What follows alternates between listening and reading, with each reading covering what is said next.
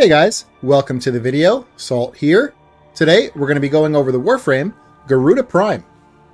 So Garuda Prime was suggested to us by commenter Ecstasy, and that's why we're doing her today. This is actually the second attempt at doing this video. So on the first attempt, I had decided to switch up the aura I was using, and so I was using Combat Discipline, and I kind of had like a little bit of a brain fart moment where I didn't realize the negative interaction between Combat Discipline and Health Conversion until I was reviewing the video about 10 minutes after I had posted it. So I quickly took that video down and I figured I would just redo it. So, but I do remember the first commenter though. We have Silver44 as the first commenter of that video, so I'll give you credit tomorrow, Silver44. So we have the first, or the top commenter of the last video, form of A7X. And the first commenter of the last video, Firaxis. Alright, let's get into the Garuda here. I played Garuda for a very long time. I played her for probably about like 4 years. 4 years now. I have a lot of experience on Garuda. So I want to start with her abilities first, and then we'll go into the mods. So let's start with her passive. Damage temporarily increases up to 100% with each enemy killed. And if no melee is equipped, she can use her talons. Now, unfortunately with her talons, it's this case for a lot of exalted weapons where they don't get to use arcanes, and because there's very powerful melee arcanes nowadays, sometimes they can kind of be left in the dust. And that's kind of where Garuda and her talons are. But it's still cool for a new player. If you don't have a lot of melee options, you still have those that you could always fall back on. Okay, her one, Dread Mirror. So you're going to pounce on an enemy, causing them to get knocked down, and it will instantly kill them if they're under 40% HP. This will summon the Dread Mirror, not necessarily killing them, but just pouncing on them or killing them, will summon the Dread Mirror in front of her, which will block all ranged and melee damage in the direction your camera is facing. So not your character, but your camera. Also, it blocks stagger and self-stagger. So this will block self-stagger from, whatever kind of weapon you're using. So really nice with that. I like comboing her with some AoE weapons because of that. All right, continuing on with her one. Damage is absorbed into the Dread Heart, which is like a little blood ball that's above the mirror. And then holding one causes Garuda to grasp this heart and charge it, costing energy per second to charge. Letting go of it or running out of energy will cause her to throw the heart as a projectile, dealing amplified impact damage, 100% status chance in a X meter radius, depending on your range. So that could be a very powerful, like, little area nuke. It's good. I find myself not using it too much. I will sometimes use it if I need to, like, kill a large enemy. Maybe there's, like, a Thrax or some kind of a boss or, like, a little mini-boss or something. I'll use it. I don't typically use it on trash, though, just because, like, holding and charging it and spending energy just to kill, like, a little AoE of trash mobs is sometimes a little bit too much. But it's still cool. It's still, an extra effect. The Dread Mirror itself is absolutely amazing. Like, the actual effect that you get from just pouncing on a dude and you get this mirror that makes you invulnerable to a certain direction is absolutely amazing. And so it's just a little bonus that you get an extra effect where you get to throw this, this heart out as well as like a little mini nuke. Okay, the two is actually not Garuda's ability. It's Sevagoth's ability, but we're going to be subsuming it onto Garuda. This is Gloom. Gloom is an AoE slow and a lifesteal aura for you and teammates in the radius. So, because we're building Garuda out as a health and armor frame, Gloom is extremely powerful for health and armor frames. Now, Garuda's 2 is similar to Gloom in that it restores health.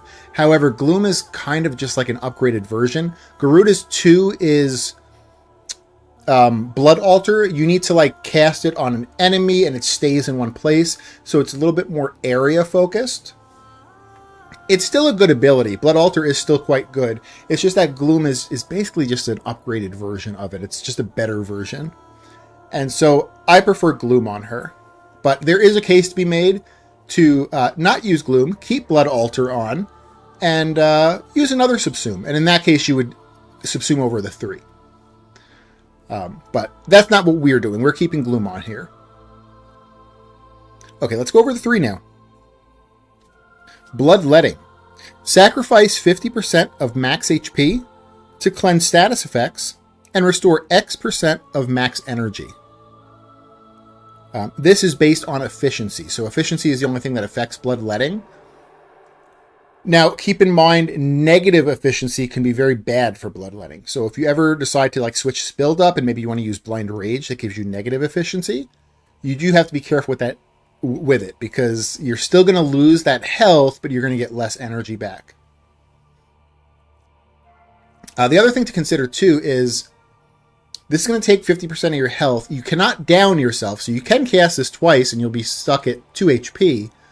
If you cast it again, it just won't let you cast it if you're at 2 HP. But it's still very dangerous to be sitting around at 2 HP. I would not recommend that. So in the times where you need energy, just press this once. Just press it once. Make sure you attack a few things. Let Gloom heal you back up to full, which will pretty much be instant. And then you'll be good to go.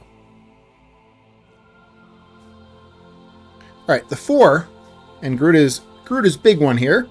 So this is Seeking Talons. You're going to start a channeled ability where Garuda is going to charge her talons and she's going to focus on a little narrow area in front of her. This little narrow area is only going to be 25 degrees of your reticle. And then as it's charging, it's going to get wider and wider and wider and almost take up your entire screen. It's going to be up to 95 degrees when it's fully charged. So it starts at 25 degrees in your reticle and then 95 degrees when it's fully charged. The range and the distance is also going to be dependent on if it's fully charged or not. So 60 meters is the range when it's fully charged.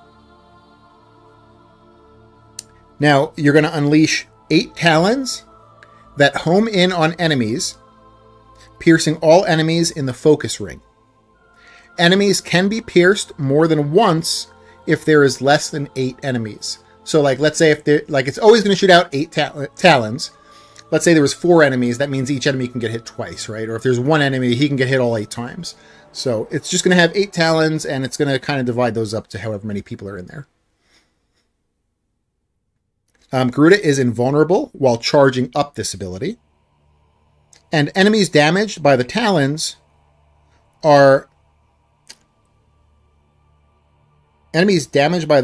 marked and attacking these marked enemies grants a 75% chance to produce a slash proc. So when the 4 Seeking Talons, when it damages enemies, they're going to get a little Garuda symbol above their head. And when you attack them with anything, or if they get damaged by anything, they're going to take a forced slash proc. 75% of the time. To get it to 100%, all you need to have is 134% strength, which is nothing. We only have a single strength mod here, and we're at 177% strength. So we're well above the required amount. But if you wanted to fiddle around with this build, you would only need 134% strength to get Seeking Talons to 100% slash status chance. It's important to note that forced slash procs do not stack. So just be careful with that. Don't be trying to use a weapon that has 4 slash procs and then use Garuda and her 4. I mean, obviously you can do that, but they just won't stack with each other. You're still just going to get 1 4 slash proc. Things like Hunter Munitions are technically 4 slash procs, but Hunter Munitions is only like 30% of the time it activates, so it's a little bit... You'll still get some value out of the 4, even if you're using a weapon with Hunter Munitions. You just don't want to pair it with a weapon that has 4 slash procs like all the time on every attack. Okay. Also, there's a few different ways you can cast the 4. So, Seeking Talons, you can tap it and just let it do its thing. It's going to charge on its own, and it'll cast on its own when it's completely charged. That's how I use it. It's just a simple way to do it. You tap, it'll do its thing, and it'll just cast on its own. I do this because I use a lot of casting speed, and so typically this is a very long casting ability, but mine is very short because of all the casting speed I use. So that's what I do. The other way to cast Seeking Talons is to tap it, and then tap it again when you're at the certain reticle width that you're happy with. That's okay, but our build, because we have so much casting speed, it's going to be extremely quick to cast this anyway. So we're going to be at max width of our 4. So there's really no reason to use that second way to cast it. And the third way to cast it is to hold the 4, and this will charge it, but it will not cast it. And you'll be able to kind of like turn around and decide where you want to shoot it. So that's another okay way. I just kind of tap it and I just let it do its thing. It's pretty quick. With all the casting speed we have, it's super quick to cast. Okay, and that's the abilities there. What I'm going to do before we get into the mods is we have Other Salt out in the field. He's going to show these abilities off real quick and show what they look like. So I'm going to go ahead and give it over to Other Salt here. Hey guys, Other Salt here. I'm going to be showing off the abilities that Salt just went over. So we're going to start with the 1, which is Dread Mirror. So you're going to be able to pounce on an enemy. This will summon your Dread Mirror. You'll be invulnerable to ranged and melee attacks from whatever direction your Dread Mirror is facing. It's based on your camera, not your actual character. So if you see my character's facing this way, but I can kind of put the Dread Mirror behind me there. So it's just your camera. It doesn't go up or down, though. It's just kind of, on the horizontal plane. Now, if you... Let me cast Dread Mirror again so I get my duration back up. If you hold your 1, which is Dread Mirror, you're going to grab that ball up top. You see that ball has 916,000 damage saved up, and you're going to be able to throw it to do some damage. So let me grab it and throw it. And now you can also hold the 1 for longer, and it will do more and more damage the longer you hold, but it will also drain more and more energy. The other thing with Dread Mirror is that if an enemy is under 40% health, it will insta-kill them.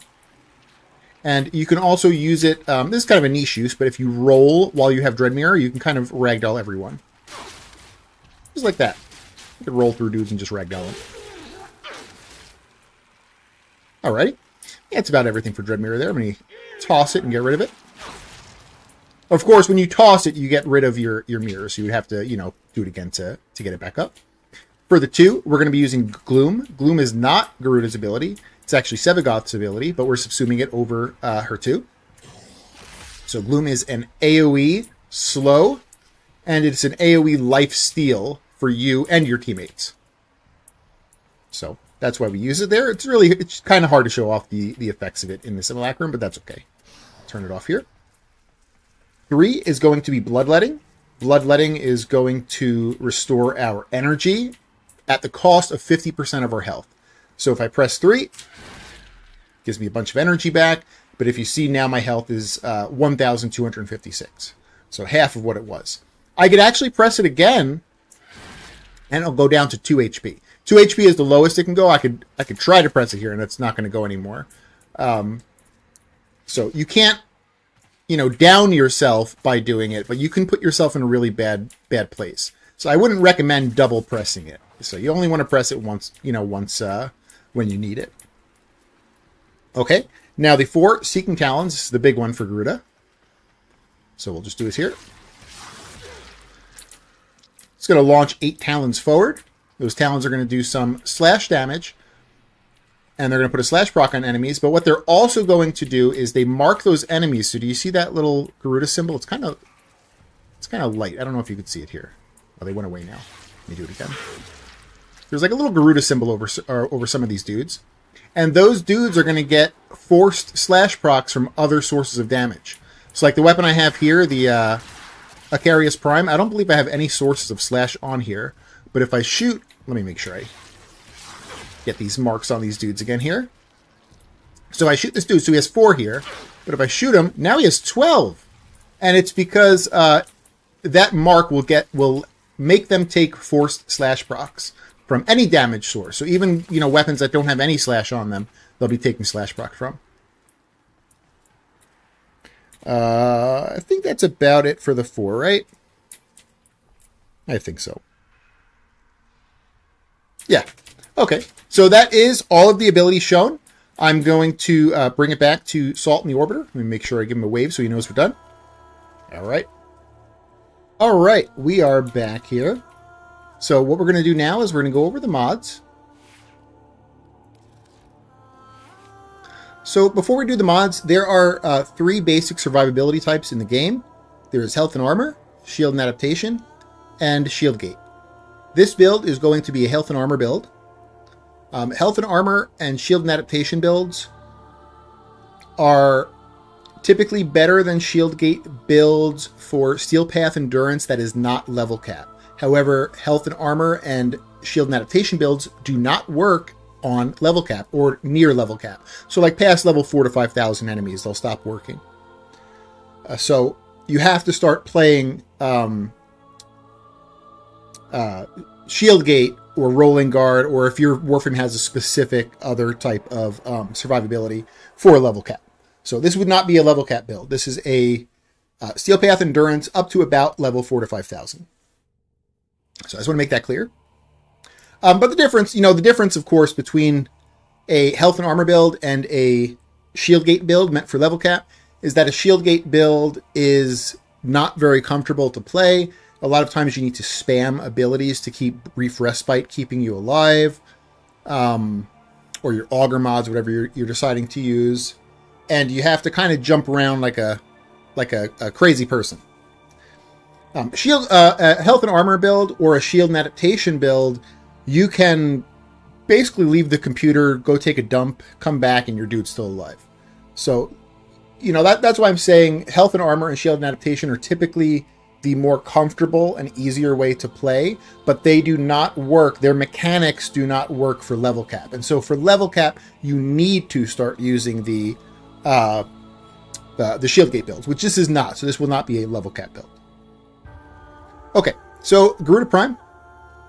We're going to start with 3 Umbral mods. So we're going to have the Umbral Vitality, Umbral Fiber, and Umbral Intensify. These are set mods, so they all boost each other. So like the health mod will boost the armor, and the armor will boost the ability strength, and everything like that. Primed Continuity is going to be for ability duration. Primed Vigor is going to be for shield capacity and health. This is a optional flex slot. Natural Talent is going to be for casting speed. This is an optional flex slot. Health Conversion is going to be health orbs grant 450 armor, stacking up to 3 times, and taking damage will consume a stack after 3 seconds. So this can be 1,350 armor, but you should only equate 900 of it, so 2 stacks worth, into your projected armor value. Just because a lot of times you will be taking damage and you won't be at the full 3 stacks, so you can really only bank on having 2 stacks at a time. If you have 3, hey, that's great, but you should really only bank on 2 stacks. And then we're going to have Adaptation for just more damage resistance. Okay. In the aura slot here, this is where I made the mistake and why I had to do the build the second time. I had corrosive projection on my build. I've had corrosive projection on my build for years. And when I was doing the video today, I was like, it's kind of boring. No weapon I'm using is really trying to armor strip. So it's not like we're using corrosive projection to reach any kind of a stripping value that we need to be at. And so I had tried to use combat discipline. I had tried to use combat discipline in the aura because I was trying to activate Arcane Avenger just more consistently. This will activate on its own, especially on a health and armor build, but I just wanted to activate it more consistently with combat discipline. The unfortunate thing that it didn't manifest in my head until 10 minutes after I put the video out, and that's why I'm remaking it, is that it actually will negatively affect health conversion, and you need health conversion on this build.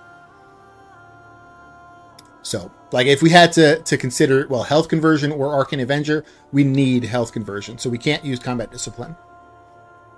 Okay, so for the aura, there is pretty much anything. Anything you want to use. It does not matter. I know this is a health and armor build, and you probably could use physique, but physique is a really weak health mod. It doesn't really do anything meaningful. So I would probably say not to use physique. Corrosive projection is okay. It might help some other people on your team reach their stripping values. If you're using a weapon that is very ammo hungry, you can actually even consider the... there's a lot of ammo auras here. Let me see here. Rifle scavenger. So like this would be for rifles. There's shotgun scavenger. I think there's pistol scavenger somewhere. There's sniper scavenger. So there's a lot of auras to consider. None of them are amazing.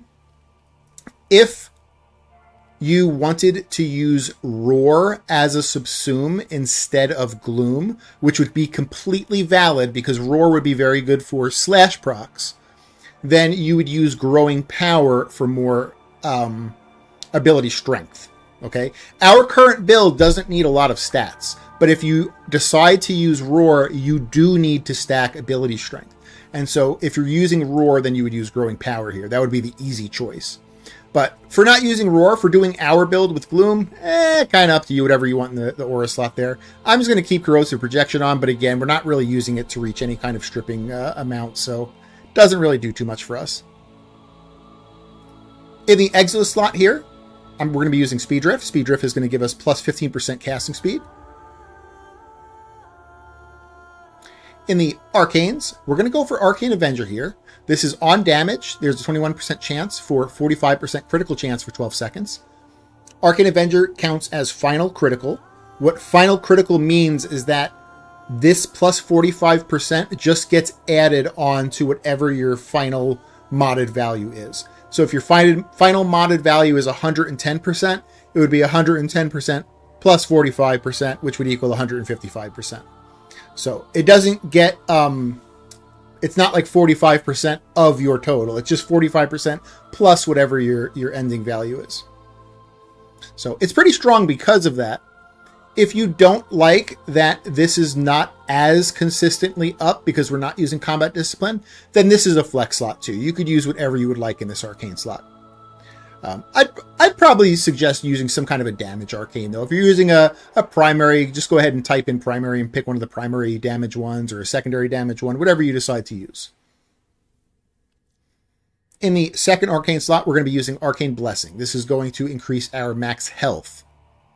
So this will get us to about 2,500 health. Okay. Now, something I want to explain is that with a health and armor build for Steel Path Endurance, you're trying to reach minimum 2,000 health and 2,000 armor. Anything under that on a health and armor build for Steel Path Endurance, and it will start to fall apart way earlier than it should. Like a health and armor build should last to about level 4 to 5,000. But if you're going in there with only 1,000 health, you're not going to do very well because there's certain enemies that do spike damage of like maybe 1,000, right? So you need to have a good pool of health to take that damage. And that's 1,000 damage after it's been reduced by 90%. So that's why it's important. So you want 2,000 health, 2,000 armor. This build gets to 2,500 health and about 2,000 armor. That's why I said Prime Vigor is optional, because without Primed Vigor, you're at about 2,000 health, 2,000 armor. I like being at 2,500 health. It makes me feel a little bit more comfortable because I can take those spikes of damage a couple of times and still be okay. And Prime Vigor is also a login reward, which kind of sucks. So if you don't, have it yet, that does suck. So you could use whatever you'd like in this slot. It doesn't really matter. I like Vigor. It makes it a little bit more comfy. I don't have to worry too much about spike damage. Natural Talent is also a flex slot because there's a lot of ways to get casting speed nowadays. There are Archon Shards, and we're actually going to be mixing Archon Shard casting speed with Natural Talent as well. So we're kind of doing both of them here. So that's why these two are flex slots. Now, if you decided to do the Roar Subsume instead of Gloom like I'm using, you need to put on more ability strength, because Roar needs strength. Our current build doesn't really need anything. Our current build, like, we don't need range.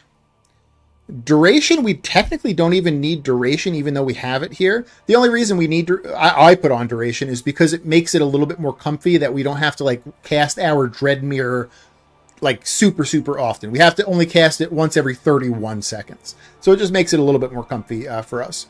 But, like, we don't need a lot of duration. We don't need range. Strength, we only need 134%, so we don't even need a lot of strength.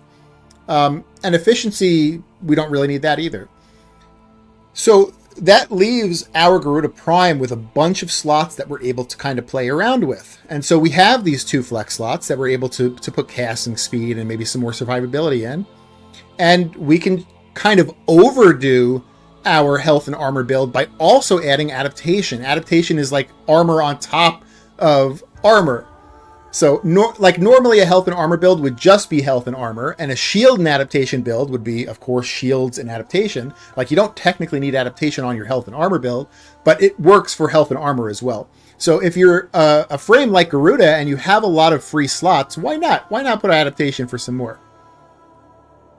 So that's why we do it. But again, if you're playing with Roar, you do have to consider you're not going to have as many play slots, because Roar needs strength. So you might actually have to use 2 of these slots here for strength mods if you decide to go with Roar. Which would be fine, right? You can live without Vigor, and you can live without Natural Talent, or you can make up for it with Archon Shards. But if you're going Roar, use these 2 slots for strength. Alright. I think that's pretty much it for the mods there. Let's go over some externals that you could be mixing with Garuda. We're going to start with Archon Shards. None of these Archon Shards are needed in Garuda. These are all completely optional. But I'll just go over them. So I use 1 Violet Archon Shard. This is kind of like a little mini Equilibrium Shard. So health pickups give 30% energy when you pick up a health orb, and energy pickups give 30% health when you pick up a energy orb. Again, not really needed, but I think 1 is okay. I use 2 shards for casting speed. This I really like. I really like the 2 shards for casting speed. And if you decide to take off Natural Talent on your build, you might want to even consider 3 shards for casting speed. And then the top 2, I had 1 shard for plus energy max, but I decided to put 2 shards for plus energy max just to make it even more comfy. I like comfy builds. But again, you don't need them. You don't even need 1 shard. You can rock this with no Archon Shards whatsoever. Okay, weapons. Weapons that combo with Garuda Prime. So her 4 is going to produce Force Slash procs. So we definitely don't want weapons that have Force Slash procs. I mean, of course, you're allowed to. You're allowed to use a weapon that has a Force Slash proc. But it's just not going to combo super well with Garuda because, you know, you're missing out. She gets Force Slash procs anyway. And you also have to consider Hunter Munitions too, right? Hunter Munitions technically counts as a Force Slash proc. Although it's only 30% of the time. So any kind of big, large hitting weapon is going to produce large, big hitting slash procs. So the Kuva Czar does really good. And the other thing to consider too, is that when you press her 4, it's putting those marks in an area. And so you probably want a weapon that does damage in an area, right? You probably want some kind of an AoE weapon. So I think the Kuva Czar is very good. There's some other like big, heavy hitting area weapons, right? Lieutenant Envoy, things like that.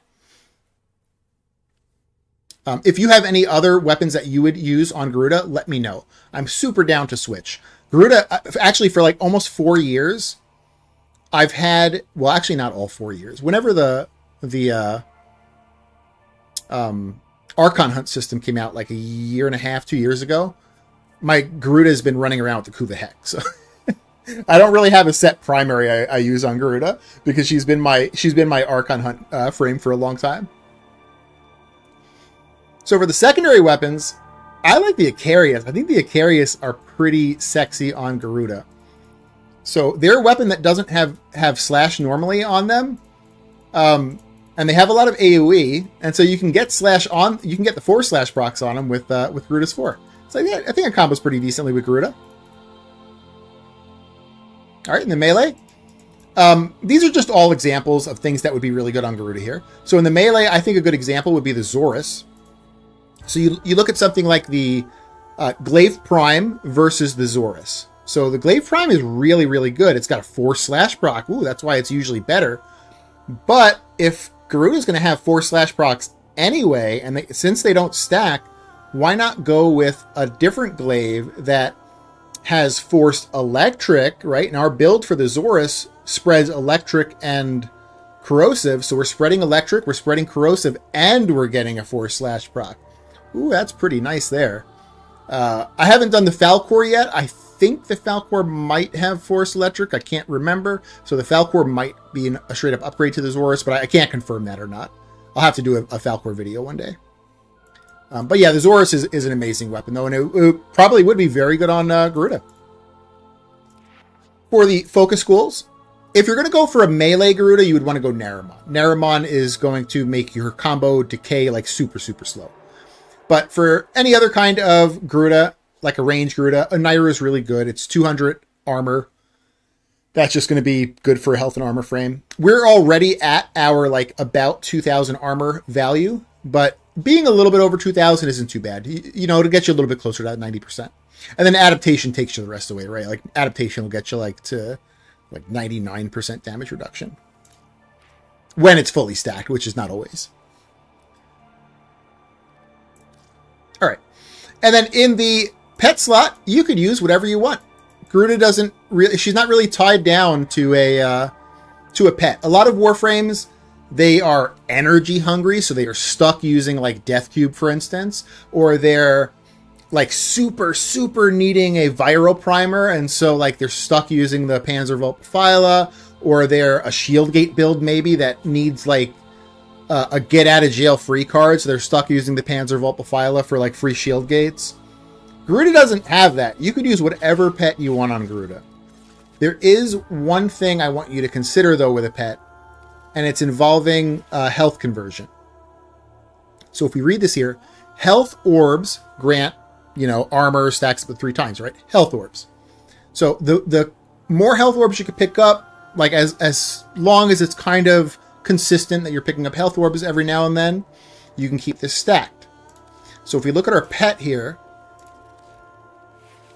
and we look at a mod called Synth Deconstruct, enemies injured by the companions have 25% chance to drop a health orb when killed. So Synth Deconstruct is going to combo really good with our health conversion.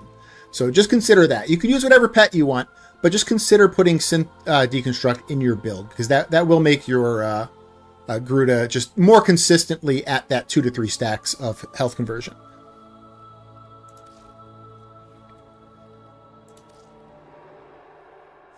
All right, so those are the externals for Garuda. What I'm going to do now is I'm going to do about 10 minutes of Steel Path gameplay with Garuda. I'm going to show her off. So we're on solo. We'll do Mott.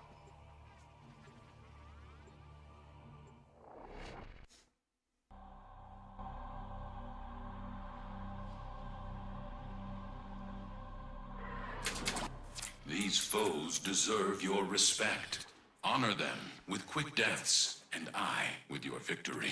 So all you're going to do is you're going to use your 1 to pounce on a dude, get your Dread Mirror up.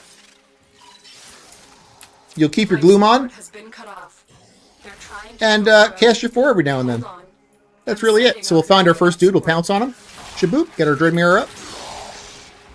Maybe cast our 4 here. I don't even know if I think it only hit the 1 dude. I think they're all behind us.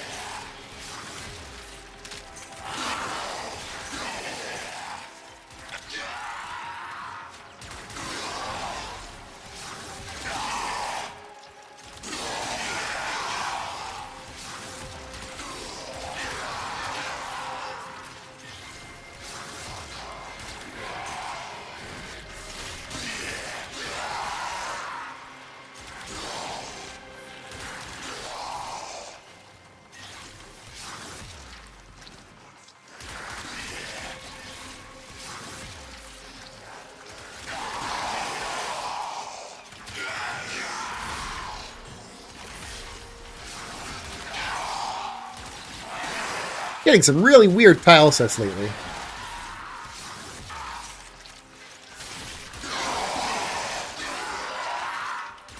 Maybe we could push into a better tile set here.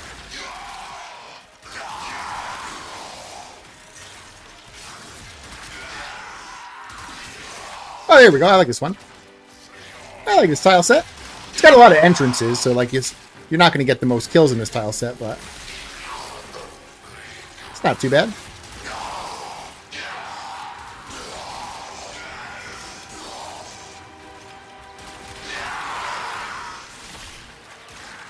Going to make sure to keep your Dread Mirror up. You'll probably notice when it goes down because you'll self-stagger yourself. Because it'll stop self-stagger otherwise. So if you start noticing that you're self-staggering yourself, probably means it fell off.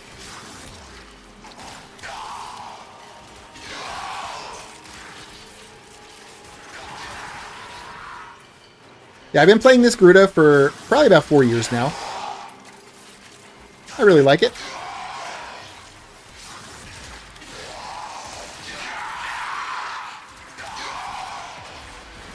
It's a very comfortable build. This is a very good frame and good build to get new people in the game with. Because it's beginner friendly, but it's not so beginner friendly that it like makes people get bad habits like Revenant does. Revenant's a very easy frame to play, but it gets you into bad habits of kind of being lazy.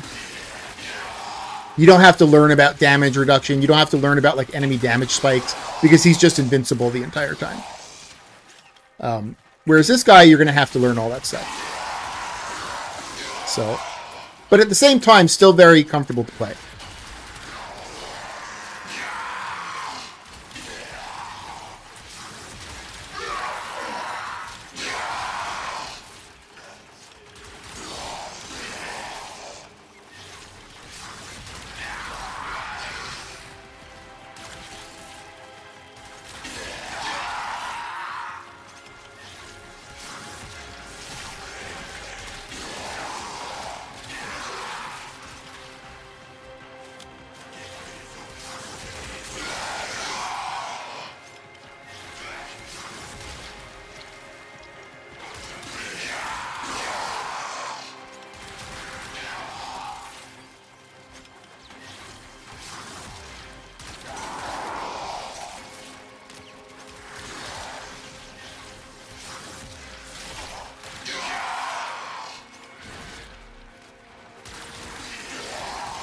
Don't be afraid to cast your 3 once in a while. Just make sure you don't double tap it.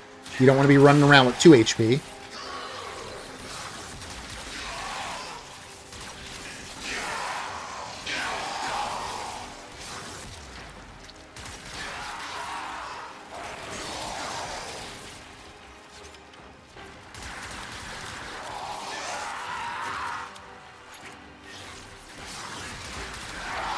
For anyone who wished my wife good luck with the her surgery, we appreciate it. She's done with her surgery. It's been like 2 days now, and she has her little eye patch off, so she's not a pirate anymore. I was like self-staggering myself. I got to put my Dread Mirror back on. Yeah, her eye patch is off. Surgery went well. So she's just been chilling, so we appreciate the well wishes.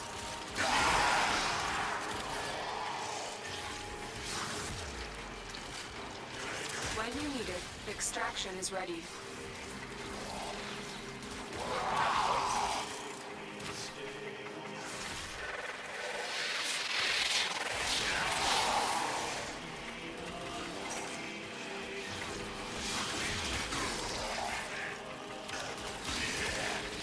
Is misery done?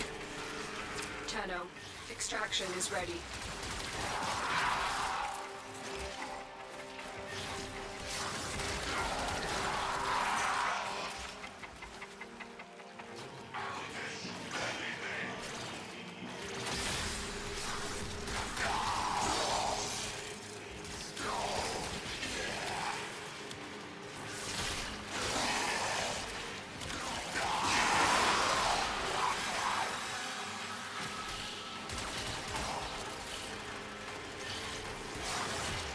You know, they added those Jade Xmas, I feel like, just for health and armor builds. Because something I always used to say, and I think I said it in the beginning of this video too, is like, you can leave your computer and go take a crap and come back and your dude's still alive. And that used to be true, but with Jade Xmas, now it's like the one thing that punishes you for not being at your computer.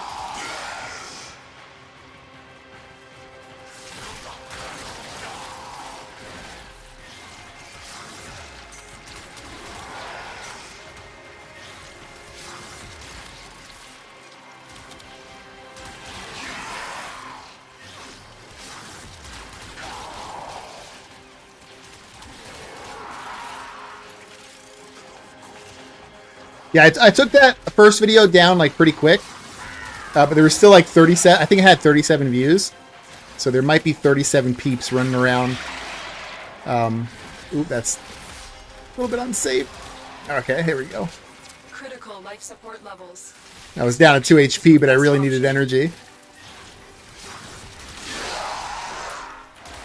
That was good though. I was okay. A little bit close there though.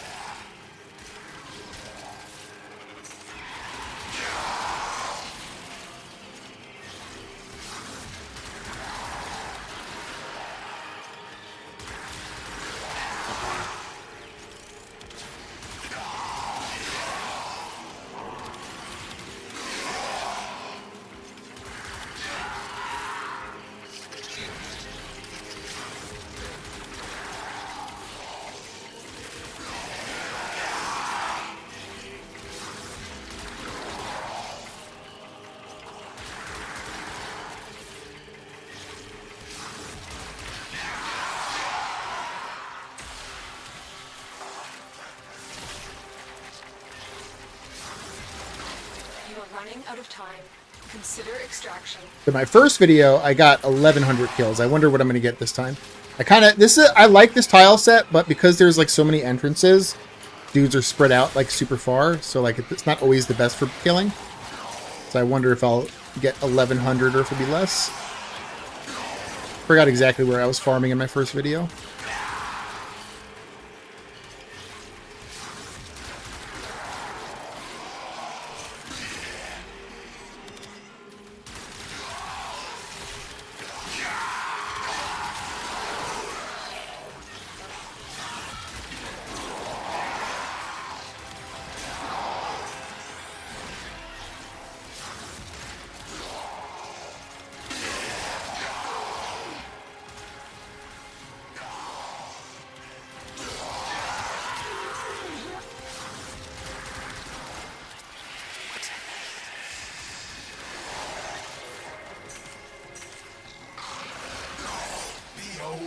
The Tenno come to scavenge and desecrate this sacred realm. Ah, stupid violence, shutting abilities off. Like, why did my gloom turn off? It's violence. That's why. Alright, 10 minutes in. 10 minutes in. Brothers, did I not tell Let's see, 982. Okay, we got a little bit less. So we had a worse tile set. Well, worse-ish. I actually like that tile set. It's just that it has too many entrances for you to get a lot of kills on it. We will be.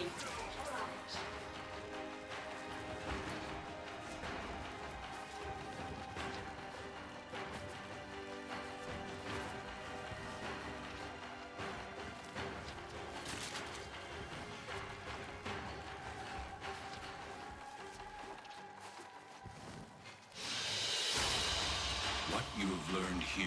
Yeah, it's pretty simple to play too. You just, you know, recast one whenever your Dread Mirror falls off or is close to falling off.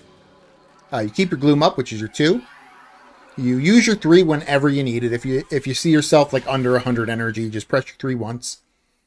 And you use your 4 whenever you see a big pack of enemies. See a big pack of enemies, cast your 4. Throw a few AoE shots into them, and you're good to go.